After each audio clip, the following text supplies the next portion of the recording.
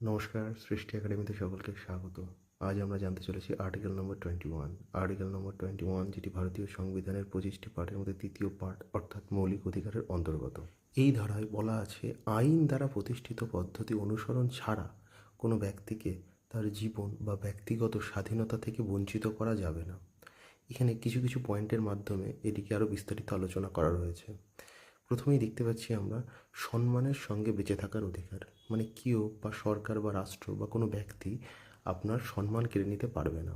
দ্বিতীয়ত, গোপনীয়তার অধিকার, আপনি আপনার গোপনীয়তা বজায় রেখে বাঁচতে পারবেন। সরকার বা কোনো ব্যক্তি বা কোনো সংস্থা আপনার গোপনীয়তা কেড়ে নিতে পারবে না। দ্রুত বিচারের অধিকার, অর্থাৎ আপনার কোনো কেস যদি কোনো কোর্টে চলতে থাকে সেখান থেকে দ্রুত বিচার লাভের অধিকার।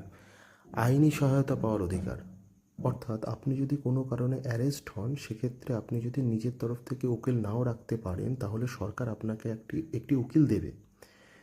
দূষণমুক্ত পরিবেশে বসবাস করার অধিকার, শিক্ষার অধিকার, বিবাহ করার অধিকার, সেটা লাভ ম্যারেজ হোক অথবা অ্যারেঞ্জ ম্যারেজ হোক, আপনি বিয়ে করলে কেউ আটকাবে না আপনাকে।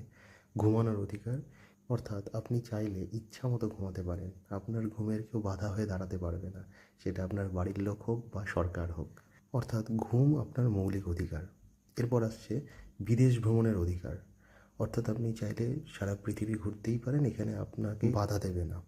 এক কথায় নিজের জীবনটাকে নিজেদের মতো করে বাঁচার অধিকার দিয়েছে এই ধারায়।